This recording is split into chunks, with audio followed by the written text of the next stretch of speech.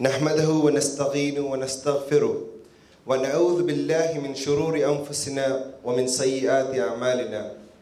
السلام عليكم ورحمة الله وبركاته.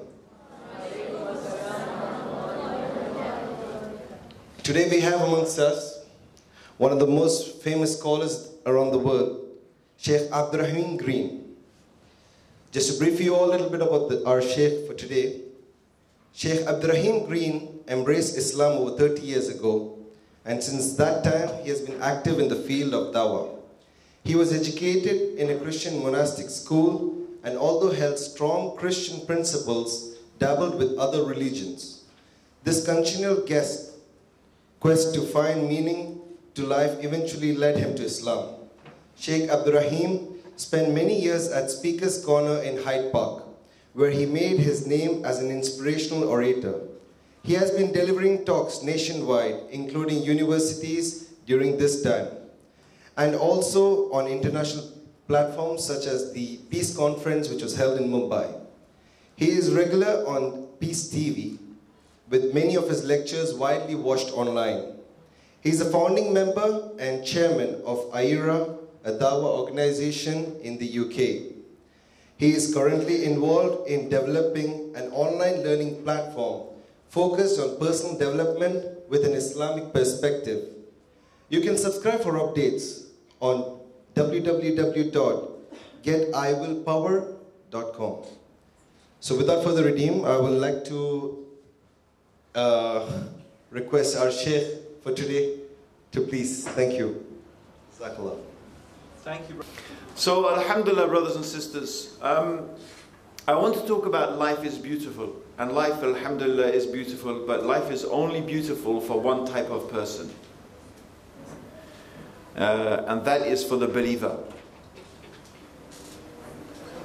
The life of everyone else except the believer is a cursed life, is a miserable life, even if they are smiling on their faces.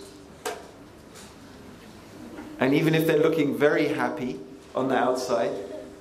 And even if they are dancing and singing and their life looks so fantastic, and you look at it and you say, oh, I want that. I want what they've got. I want to live like they live, with their nice car and their nice house and all those things that they have. But, brothers and sisters, did you ever hear the phrase, don't judge a book by its cover? Yeah, you ever heard of that expression? Yeah. You see a lot of things in life these days. A lot of things in the world is about making the cover look really nice. But when you open the book, when you start really to open the book and you start to look inside the book, there's nothing. There's lots of empty pages and empty words. Now, if you don't understand my metaphor, you all know what a metaphor is, right? Yes. At least the kids know what a metaphor is. I don't know about the parents. You know. A metaphor, it's a metaphor. The metaphor I'm trying to give you is of the life of the people who do not believe in Allah. The cover of the book may look fantastic. But when you look inside, it's empty. Because their souls are dead. Or barely alive. And how do we know that? How do we know that? Because we know from Allah, who is the creator of all things, whose knowledge is perfect, whose understanding of the human condition is complete. We know from Him that He tells us that what gives life to the heart is knowing Him, is remembering Him. It is the remembrance of Allah that gives life to the heart.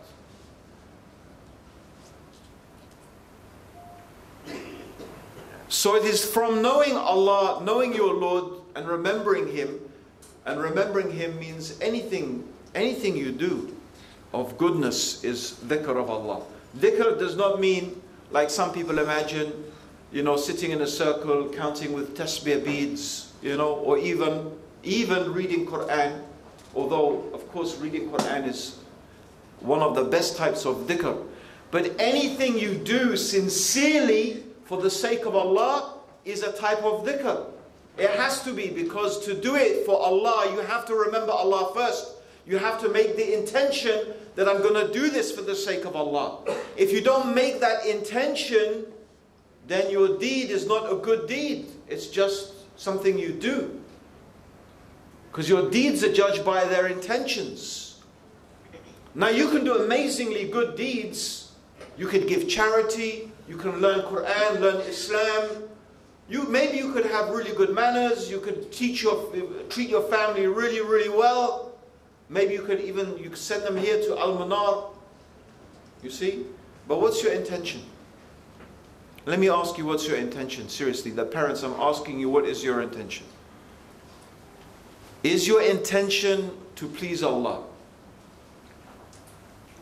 If that's your intention, you get rewarded.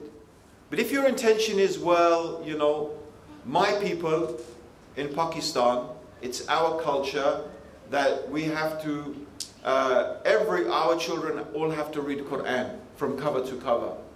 And my family, I will be disgraced if my children can't do that. That's not a good intention. That's not doing it for Allah. That's doing it for your culture or to impress people or because you're afraid what people are going to say about you if you do this or you don't do that.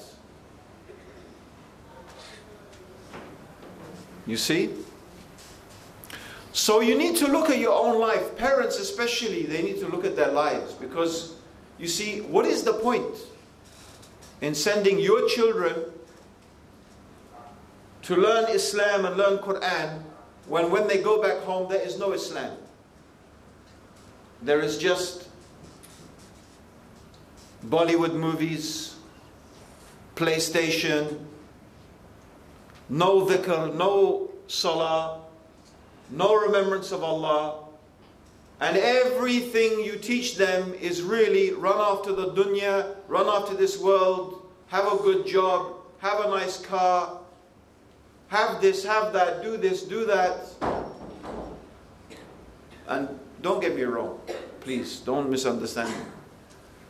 No, I'm not saying for 1 minute that we should not be educated and we should not seek to have a good life. Absolutely, I am not saying we should not do that. But it's a mistake to think that this is where happiness lies.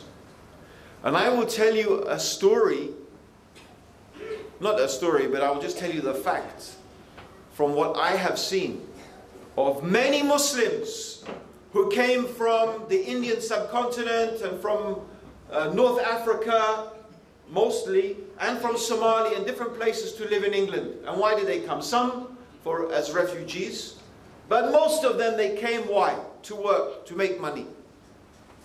They didn't go to England to give dawah because we need to tell these poor non-Muslims about Islam. No, they came to make money, that's it. They came to make money and to get free education and to get free health service that you get in England. That was their intention. And so what did they do? They taught their children, get educated, become a doctor, become an engineer, make the best life for yourself. And now these same parents are crying because their children don't visit them anymore. The children don't care about them anymore. The children don't obey them. The children don't listen to them.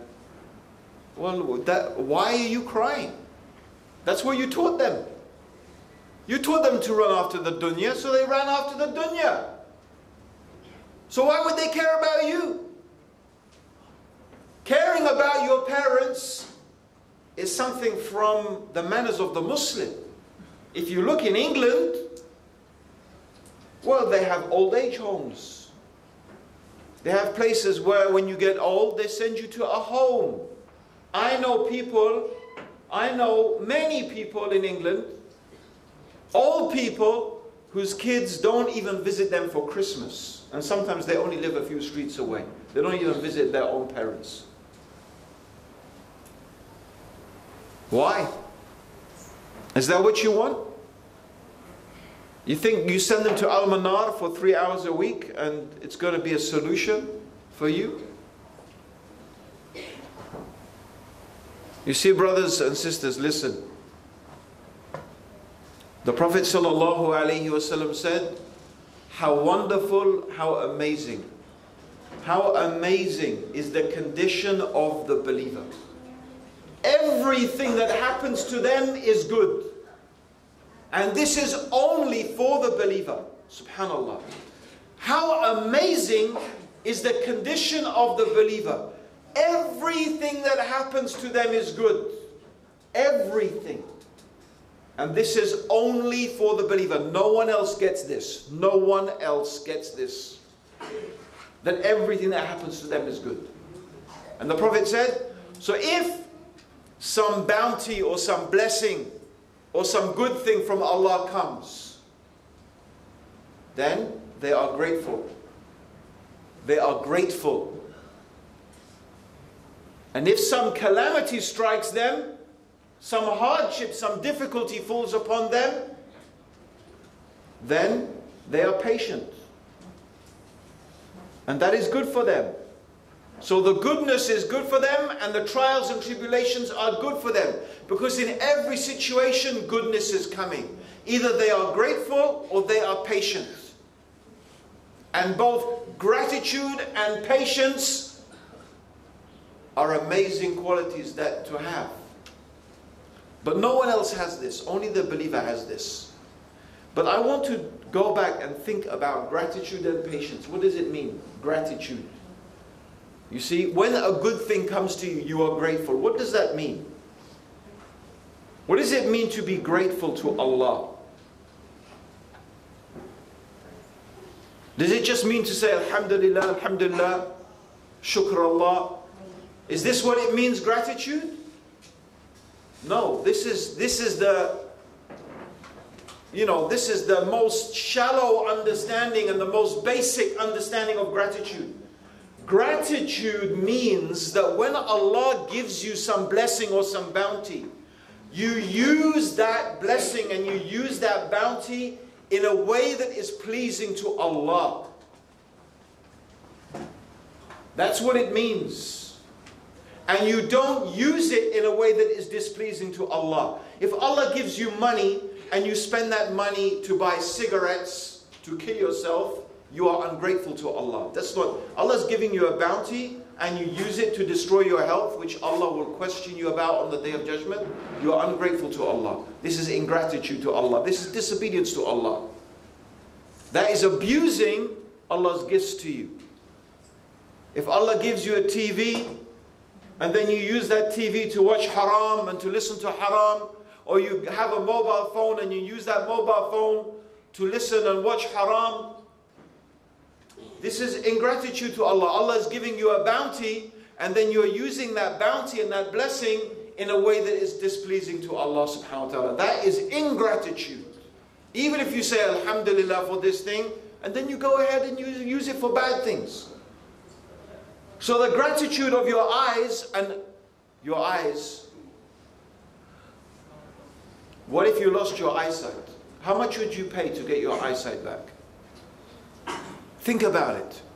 If you lost your eyesight and you could get your eyesight back, what would you sacrifice? What would you pay? What would you give to get your eyesight back?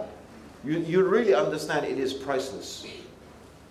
So the gratitude of your eyes, meaning to be grateful to Allah for the gift of sight, is to use your eyes to look at what is good and what is pleasing to Allah, and to lower your gaze from what is displeasing to Allah.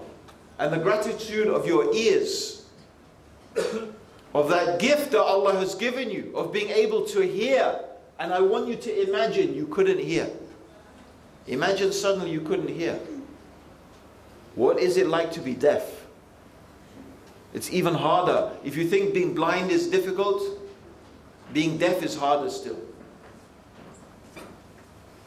You can't hear anything. Imagine you lost your hearing. What would you pay to get it back? So the gratitude of hearing is to listen, to use your ears, to listen to what is pleasing to Allah. and not to listen to what is displeasing to Allah, not to listen to useless talk, not to listen to backbiting and chat and gossip and slander, and no, to use your ears to listen to what is pleasing to Allah. And your tongue, the gratitude of the tongue, of speech. And what a great gift is speech. Imagine you are dumb and you couldn't speak, and all that came out of your mouth was nothing. You couldn't make yourself heard or understood. Imagine what your life would be like. How would you communicate with people? How hard it would be. So the gratitude of the tongue is to use that to say what is pleasing to Allah subhanahu wa ta'ala, and avoid to use that tongue for things that are displeasing to Allah. And these are just the gifts, and we can go on with every part and every limb of your body and everything in your life.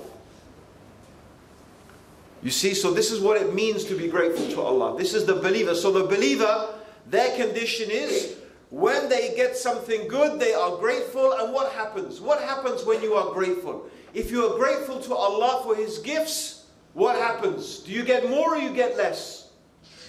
You get more? Absolutely. This is what Allah tells us. If you are grateful, He will increase. If you are grateful to Allah, meaning you use the gifts that Allah gives you for what is good, Allah will give you more gifts. Allah will give you more blessings. Allah will give you more things. And then inshallah you will be more grateful and Allah will give you more. This is the secret of increase. But increase in wealth, think about it. If you are using your wealth to disobey Allah, and Allah increases your wealth, then Allah is only increasing you in the opportunity to disobey Him.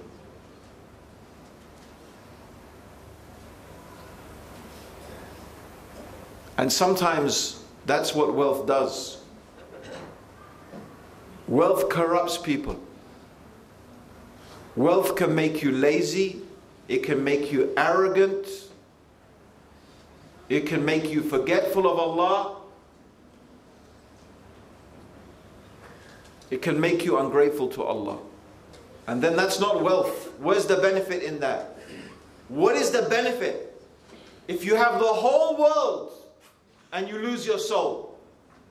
What profit is there going to be in it for you? If you have everything in this dunya, in this world, but you lose your soul, and you have no happiness, and you have no peace in your heart, is your life beautiful then? Will you have a beautiful life? You know, recently I went to Malawi. Malawi is the second poorest country in Africa. Does anyone know what the poorest country in Africa is? Yeah. Ghana? No. Zimbabwe? No. Congo? Zimbabwe is actually really rich. Congo is extremely rich, although there's a lot of violence and stuff. But in terms of minerals and wealth, it's... Yeah? No. Nigeria? No, Nigeria is extremely rich. Yeah, lots of oil. Yeah. No, that's one of the richest in mineral resources. That's why they keep fighting there, because they keep stealing their minerals. Yeah, one more guess. Kenya? No, Kenya is very rich. No, Burundi. Yeah, which is next to Rwanda. If you remember Rwanda, it's where the genocide. Burundi is the poorest country in Africa. Right? Burundi. I've been there. And also Malawi is the second poorest. So I went to Malawi recently. And I went out into a village. If you go on my Facebook page, you can actually see some drone footage. We sent a drone up into the sky and we took footage of this village that we went to visit. You see, brothers and sisters, what amazed me about this village is there's no running water.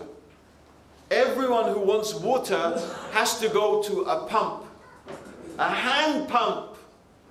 If you want water, you have to walk from your house, and the houses are all spread out. They're not like close, they're all spread out. You have to walk to the house with your bucket. You have to pump the pump to fill up the bucket, and then you have to carry that water back to your house. No running water, no put on the tap and the water comes out. you have to go and fetch your own water. There is the toilet. I don't even want to remember the toilet. It was not nice, right? It's just, you know, a hole in the ground with the planks on top, right? That's the toilet. They don't have a masjid, even though there's Muslims in the village. No masjid. The nearest masjid is, I think, you know, like 12, 13 kilometers away. Although, inshallah, we're going to build them a masjid soon. So, their houses literally are made of mud. Literally mud and straw. The walls are of mud and the roof is of straw.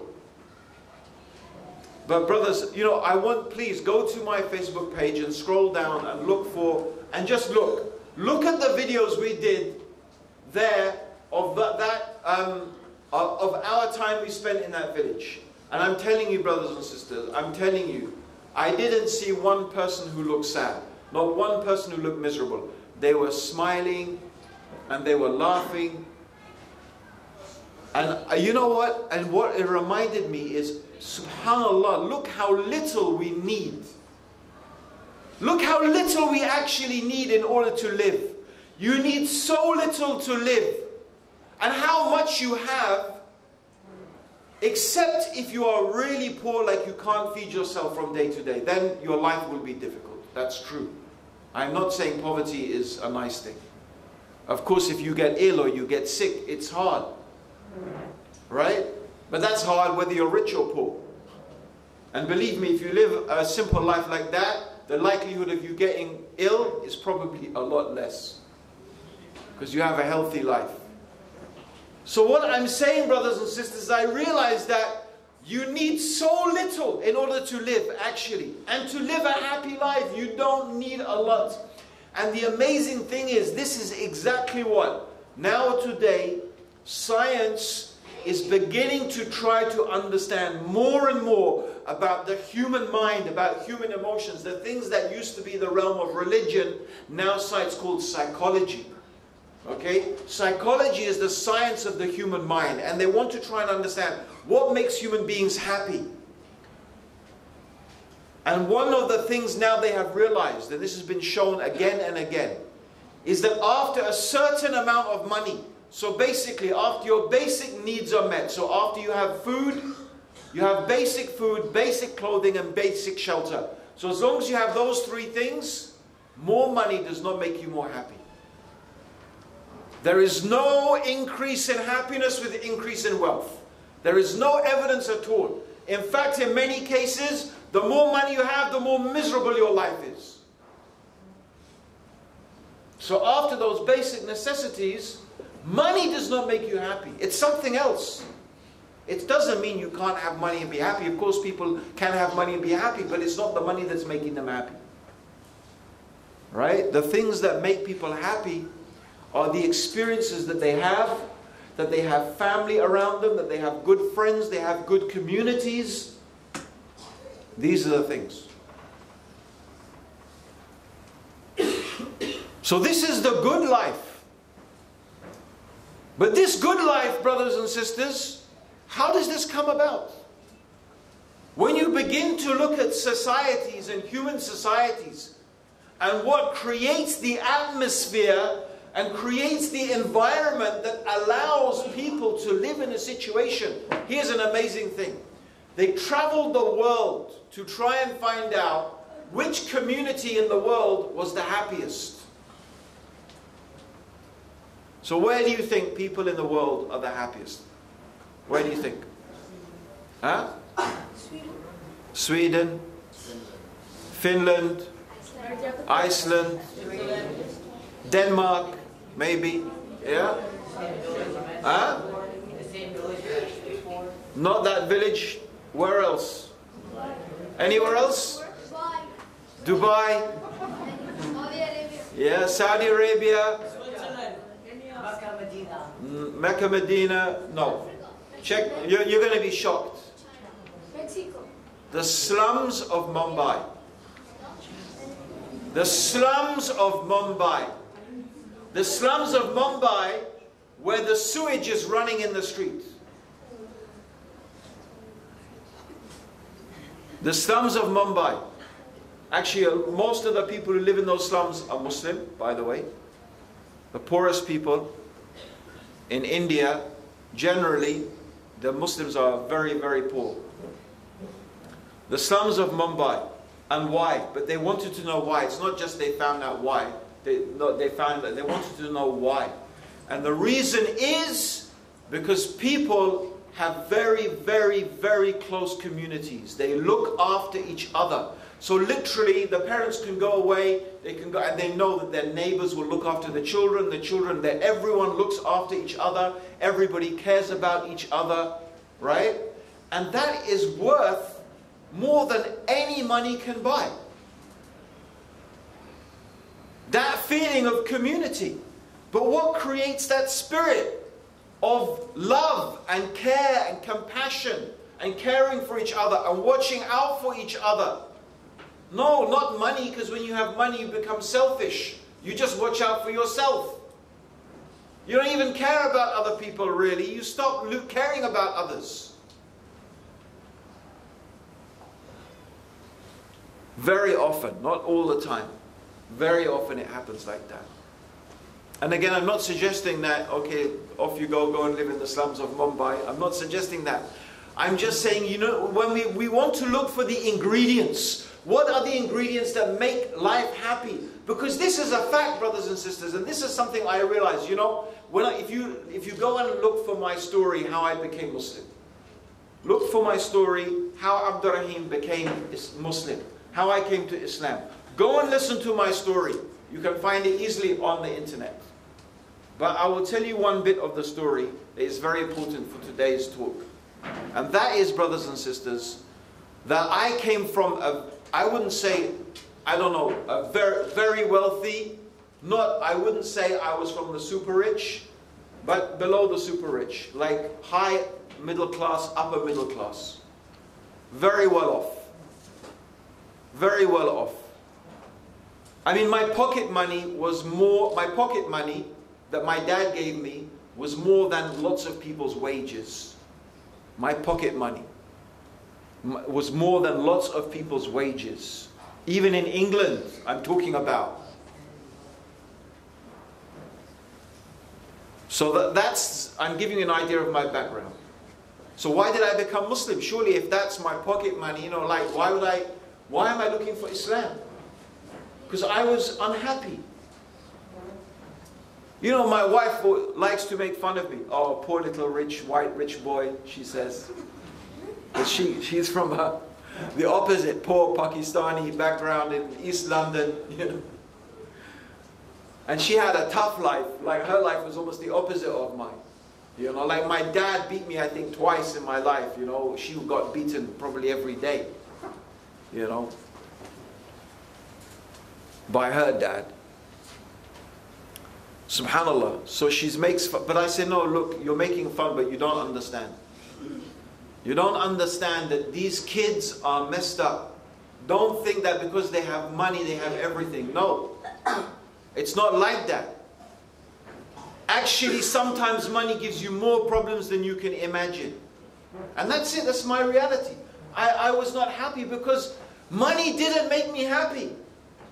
All those things that I had, it didn't make me happy.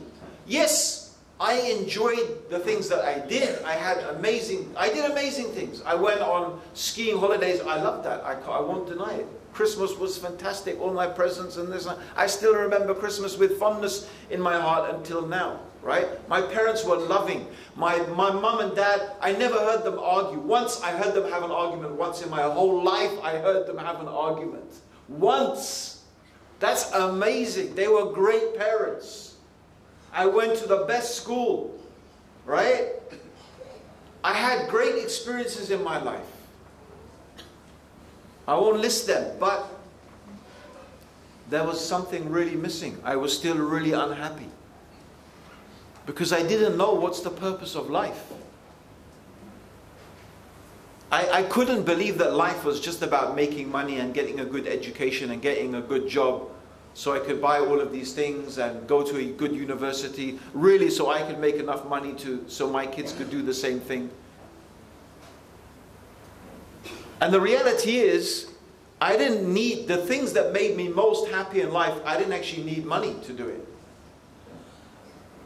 You know, like I said, if I wasn't a Muslim, if Allah hadn't guided me to Islam, I probably would have been a beach bum. You know, one of these guys surfing on the beach. I was really into windsurfing. I'd probably be there, some guy with long hair, you know, like, look at that old guy, you know, on the windsurfer. Or I'd be a ski bum. You don't need a lot of money to do that, actually. You don't. You know, you teach people, and you see these guys, they just get by. They don't care because they just love what they're doing. Right? So I could have done that. It doesn't need a lot of money. But really, my question was a bigger question. What is the purpose of life? Why are we here? What's it all for? What is the purpose of this life? And I didn't know the answer to that question. And to be honest, that's what really made me miserable. Deep down inside, if you don't know what your life is for, if you don't know the purpose of existence, if you don't know why human beings are on this planet, how will you ever really be happy? Like, I want you to imagine. Imagine you suddenly wake up and you find yourself on an aeroplane, but you're in first class. Yeah? Business class, first class. Yeah? Not like economy, when you have to eat your own meat if you're my height anyway. Yeah? So you're in first class and you just wake up. You're sitting there in first class. So you look around. Hello, sir. The hostess comes. Would you like a massage? Oh, yeah, all right. Would you like a glass of champagne? Oh, no, I don't. No. Well, anyway, if you weren't Muslim, you'd probably say, oh, yeah, that's nice. And, you know, so as you're sitting there, sipping your champagne and eating, you know, your chocolate pudding with, you know, Belgian chocolate and ice cream and whatever, right? Then you start thinking, how did I get here? Like, how did I wake up here? And then you turn to you said, like, you say to the guy next to you, like, what are we doing on this airplane? The guy says, I don't know. Who cares? Who cares? Enjoy yourself. Well, who cares? We're on the airplane. It's comfortable. You're drinking champagne. You're eating chocolate pudding. Chill, man. Enjoy your life. And it's like, no, but where's this aeroplane going? Who cares, man, where the aeroplane's going? We're here. That's just it. Live it up, bro. Have another glass of champagne. See, I forget him. You turn to the next person. Excuse me, madam. Like, how did you get on this airplane? I don't know. I just woke up and I was here. Don't you want to know where we're going? No, I don't really care. I'm enjoying this movie right now. Doesn't that sound a bit weird to you? Yeah. Like, wouldn't you? You know, okay, you might. I suppose unfortunately, after a bit of time, because we human beings, most of us, we're just sheep. Oh, like no one else is saying anything. I'll just like go with them. Whatever they're doing, I'll do. Like, little do you know, you're on an airplane, you're off to be slaughtered and fed to the goobly goo monster or whatever. I don't know. Right? Let's have another chocolate pudding. Right? That's it. Like sheep. But there are people who are not like that. There are some people who will never be happy. Some people are going to stand up and say, you're crazy! What the hell's wrong with you? You've all woken up. You're on the aeroplane. We're flying somewhere. We don't know where it is. We don't know how we got here. How can you not be worried? Yeah. You know those people?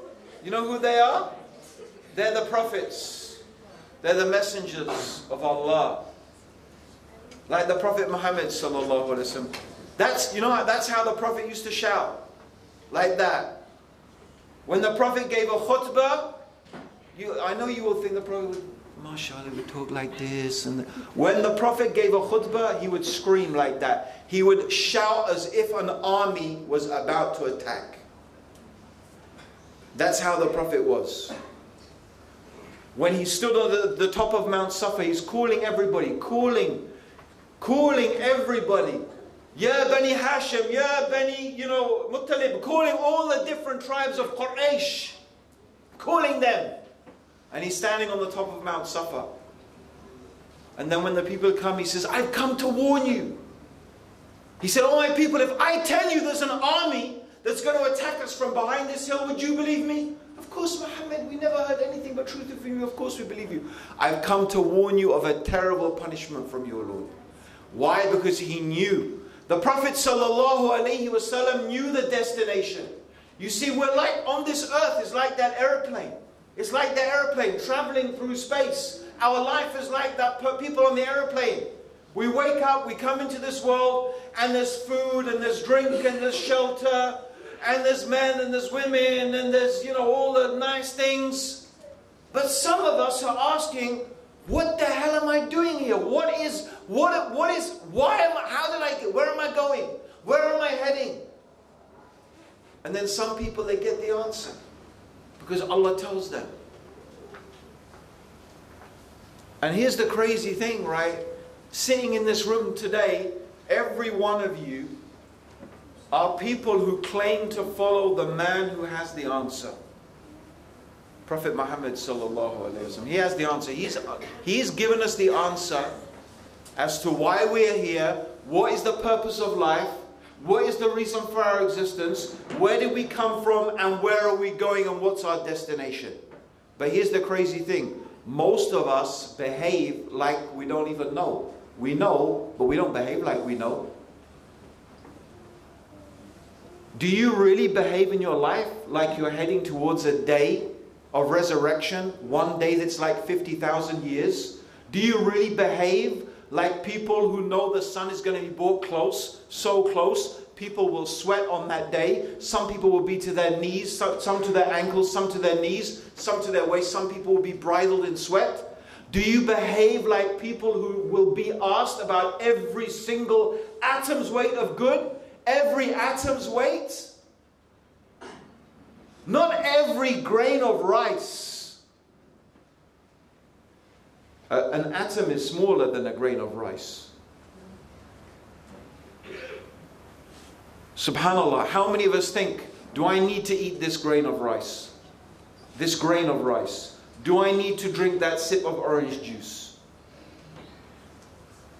Whoever does that? I tell you what, if you're rich, you don't do it. If you're poor, and you live in the village in Malawi, you probably do think about every grain of rice. Yeah. You'll really be grateful. Every dirham, every dinar that you spend and what you spend it on, do you think about it? How is this going to be on my scale on Yawm al-Qiyamah? And that's a way lot more. How many atoms is there in a dinar and dirham? Do we behave like people who know the Day of Judgment is real? Who know what the destination is? Do we really behave like people who know the hellfire is real? A place where Allah will burn skins and recreate skins and reburn the skins. That heat is thousands of times hotter than the fire on this earth. Do we behave like people who know that? Do we behave like people who really want to get to Jannah? Who really want to go to paradise? A place where there is no pain, no suffering, no hunger, no thirst? Do we really behave like people who know that what Allah wants from us in this life is to do good deeds? Although we can't buy Jannah with our good deeds because we can never buy Jannah, but what Allah wants from us is good deeds, because that's what's going to take us there. He wants from us good deeds. Do we behave like people who really believe that? And this flight is a short flight? Really short. What's your life? You're all parents here, your kids are here. Right? Hands up the parents. I want to see the hands of the parents, please. Hands up of parents. I'm a parent too. Hands up of the parents. Sisters, hands up. Okay. So, okay, parents. Right? So, I want you to remember when these kids here, your kids here, right? Boys and girls, I want you to remember the day that they were born. I want you to remember the time you first held them when they were little. And kids, I want you to remember, you were just a little thing. Feed me, change my nappy, right? You can tell I don't like babies much, yeah? I like them when they get a bit older and they start going, you know, like that. Always like,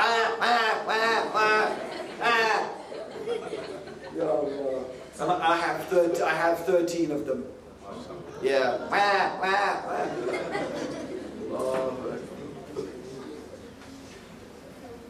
Yeah. So I want you to remember. There's something I always remember, and I always tell everyone this. I don't know why, I'll just put it in my mind that I remember this. Yeah? I remember lying on my bed, and my first son, because I guess you remember your first one just because it's the first. Like, the first is special, right? You never had this little, like, oh my God, look, it's so small. And so he's lying on your chest. He was lying on my chest. My son was lying on my chest. Right? I was lying on the bed and he's lying on my chest. They're sleeping. Now he's as tall as me. And he has 4 kids. So now there's this little thing, yeah, sleeping. And I couldn't sleep. I couldn't even breathe too much because I was afraid I'd wake him up if I went like that, right? So, and I'm listening. Is he breathing? Is he breathing? Is he breathing? Allah, please, don't let him be dead. Don't let him stop breathing. And then you hear this little, you know, babies make that little, you know, like a, but they make it in this cute little baby way. They are cute when they do that. And it was like, alhamdulillah, he's alive. Yeah. When you get the second one, it's like, yeah, chuck him here, chuck him there. He's all right. They're stronger than you can imagine. But the first one is like, is he alive? So, like you can see I'm talking about it like it was yesterday. Because it was yesterday. It literally was, wasn't it like yesterday, brothers? When you held your son, your elder son, these guys here, isn't it like yesterday? That's your life. Now my elder son, that one who was lying on my chest, and I feel it was like it's literally an hour ago. He has 4 kids. He has his own 4 kids. That's life. That's life. It's just gone. Wallahi, brothers and sisters, please realize this life is just a passing moment. It really is. Don't waste it. And you know, one of the best investments you can make in this life, they are sitting here, right here. And I don't mean investing in their education so they can become a doctor, so you hope they're going to look after you when you get old. And hopefully they will do that. But I'll tell you, the only way they will do that is if you give them deen. And giving them deen does not mean sending them to Al-Manar for 3 hours in a week. It means giving them deen every minute in the home. I don't mean, by the way, like being some, like ISIS at home. That's not what I'm talking about, right? Don't get me wrong, right? Deen is compassion, it's love, it's mercy, right? But live deen, live your deen. Make your house a place where Allah is remembered. Where you remind each other. You remind your kids and your kids can remind you. You remind them to pray and they remind you to pray. You remind them to make the du'as when you come in the house, go out of the house, go in the toilet, come out of the toilet, before you eat, after you eat. Yeah? My daughter the other day discovered the du'a of when you go shopping. She said, oh my God, Abba, look at this dua. Like, there's a dua for shopping. I said, yeah. And I said, tell you what, look at the reward you get for making that dua. So going on Google, Sheikh Google, right? We all started going on, because I couldn't remember exactly. I said, it's big. The reward is big. The reward for making the dua when you go to the marketplace is 1 million sins are forgiven. 10 lakh, yeah, is 1 million sins are forgiven and 1 million blessings. I'm going to learn that dua. I said, you know what, in these days, every time you put on the computer, you should probably make that dua as well, because that's the marketplace right there on your laptop or mobile phone. Imagine how many blessings you can get just making that dua. See, this is what I'm talking about, brothers and sisters, right? Make your home a place where Islam is lived. Don't make it artificial. It's horrible. I don't send my kids, and I'm not saying don't send your kids to Al-Manar. I don't send my kids to madrasa, because they learn with me, right? And I'm not saying don't send them, right? If there was a really good madrasa, I would send them, right? But it's a bit difficult for me for where I live and other things. But the point is, I do have another philosophical reason. I don't want my kids to have a disconnected idea about what Islam is. That Islam is something you have in madrasa, and then when you come home, that's where we have PlayStation, that's where we have TV, that's where we have everything except Islam. Because that will create the worst type of personality.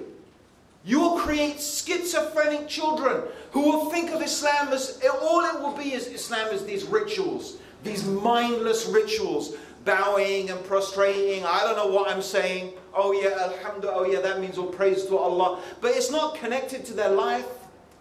If Islam is not connected to your home, how is it going to be connected to the workplace?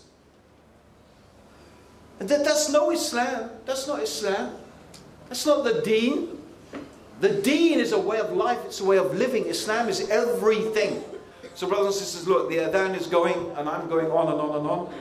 So inshallah, life is beautiful. Live the life of a believer. Allah will give you lots of blessings. Alhamdulillah, you will find your home is filled with happiness and joy and bliss. And even when there are tests and trials and tribulations, you'll know that that's good for you. And you'll be patient, and Allah will give you patience. And alhamdulillah, you have a beautiful, a truly beautiful life. Allahumma salli ala Muhammadin wa ala alihi wa sahbihi wa sallam. Jazakallah khair. Assalamu alaikum wa rahmatullahi wa barakatuh. So inshallah, we will have a quick question and answer session. We'll give the first opportunities to our boys seated in front, followed by the girls. And then we will, if we have time, we will proceed one each for the parents on both sides, inshallah. So, why do the boys go first? Okay, so ladies first? Yeah, ladies first. Ladies first, inshallah. Okay. So from the girls' side, any of our girls, so we have today with us students from level 4, 5, 6 and 7. All here from the boys and the girls' side. Okay. And along with that, we have a few of our parents who have joined us today, so inshallah. So girls, who would like to ask a question? It's an open topic, or? It's up to you. Open topic.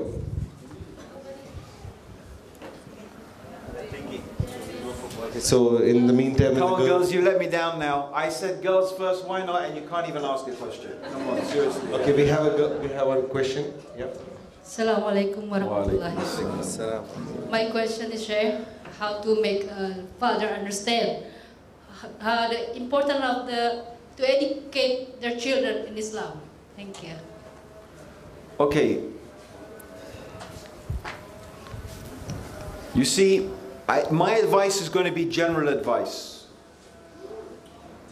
How do you get anyone to understand anything? Yeah? And that's really to do with understanding people's psychology, understanding their mindset, understanding how to... See, everyone you need to approach in a different way. Yeah? If a husband wants his wife to do something, there's a way to do that. If the wife wants to get the husband to do something, there's a way to do that. So you have to know, who is this man? Right? How can you get through to him?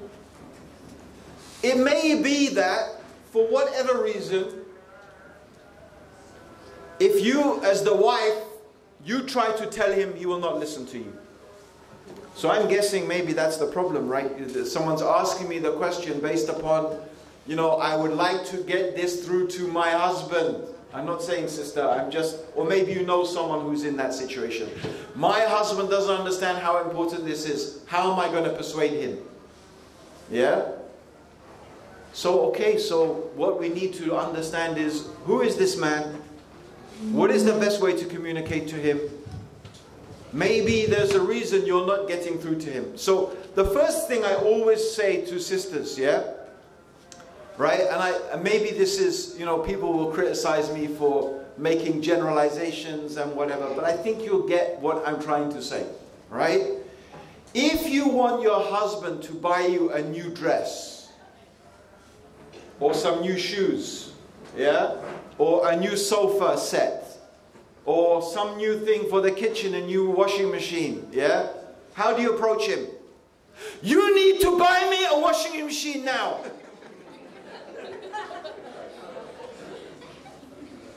You know? No, it's like,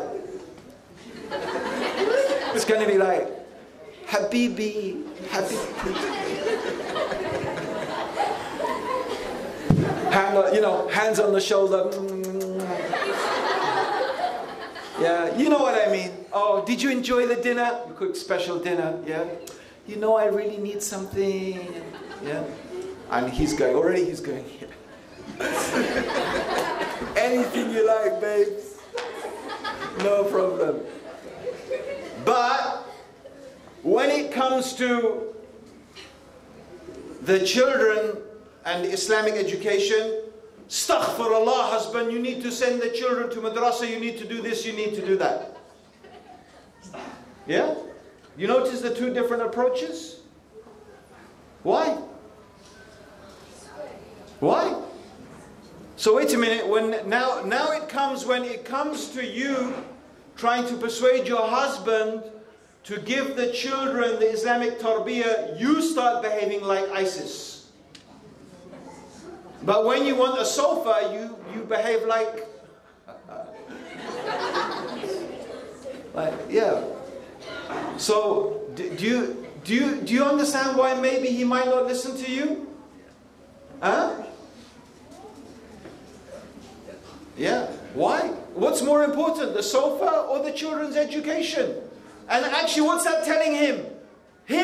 He says, I know what she really cares about. It's not the children's tarbiyah. Alright? It's the sofa. Yeah. Yeah, the kids know it as well. You see? So let's go back to, do you remember how I started the talk about your intentions? You have to really ask yourself, what's my niyyah? What's my intention? Right? What really is important to me here? Yeah? So I don't know why we behave like that. You know, and it can be the same the other way around. The same with the man. The men are exactly the same. He wants his wife to wear hijab, or he wants, maybe he's got religious, and now he wants it. I mean, he was doing all these things. Now suddenly he gets religious, which is good. Alhamdulillah. But he doesn't think about how to persuade his wife in the way that she's going to be persuaded. So this is really, maybe even you're not the person to tell him. Maybe he will listen to another man. Yeah?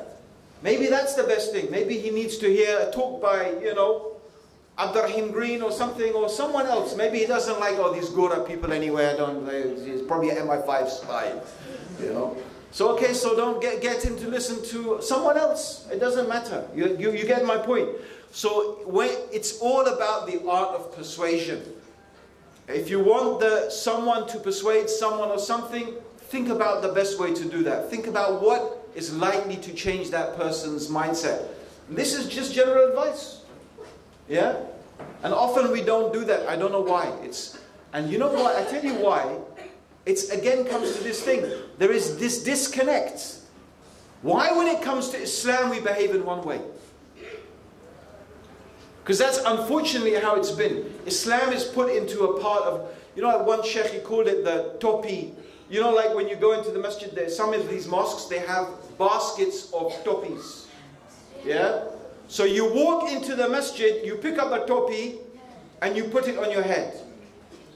And then when you're in the mosque, suddenly you have good akhlaq, you have good adab, you're so well behaved, mashallah, you're there with your topi, like this and that. Then you take your topi off, put it down, step outside of the mosque, and then back to the haram, back to the backbiting, back to all the things you did. Like, this is crazy.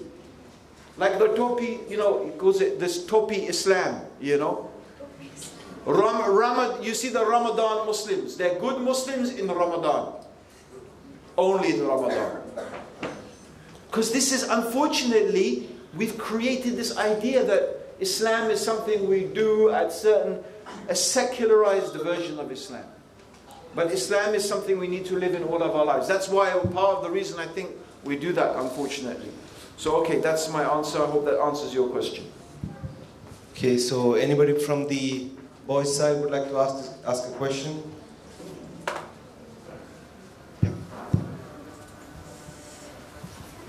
Assalamu alaikum wa rahmatullahi wa barakatuh. Wa alaikum assalam wa rahmatullahi wa barakatuh. My name is Faiz, and last week we had this, we went to a park and all, and we did many activities. And one of them was a debate, does Islam let us live a good life? Yep. And then one team has to pick yes, it does, and then the second team has to pick no. So the team which picks no, will it be opposing the Quran? I didn't get what you said. There's two teams. One team what? One team will tell yes that it. Okay, they debate. One. Okay, yeah. Tells yes and the other tells no. Yeah. So the team which is telling no, will it oppose the Quran? Will it give us any bad deeds or anything like that? Oh, in a debate? Yeah. No, because he's asking. They had a debate. Does Islam give a good life? So I can understand. You're worried. If you're going to take the point of view that you have to say Islam does not give you a good life, is this haram? That's good that you think like that, mashallah. I can understand you feel concerned. I'll tell you, this is a similar issue that was brought up when we did dawah training. Sometimes in our dawah training we do an exercise where someone pretends to be a non-Muslim and asks the Muslim questions. So as if you're giving dawah and I pretend to be the non-Muslim and I'm asking you questions, and someone says, well, I don't want to pretend to be a non-Muslim. I can't say those things, you know. But no, you have to, this is an exercise, yeah. This is an exercise in order to develop your awareness and your understanding. Of course, if you really started to accept it, then that's wrong, yeah. But from the point of view of doing an exercise and being able to think about issues, but that's what you will do anyway, right? That's what you do anyway. In fact, when you read the Quran, Allah is always asking us to think about these issues, to think about these certain things. Yeah? I give you a very amazing example in the Quran. Yeah? So this is amazing to think about it. That Allah told the Prophet Muhammad to say that if Allah had a son, I would be the first to worship him.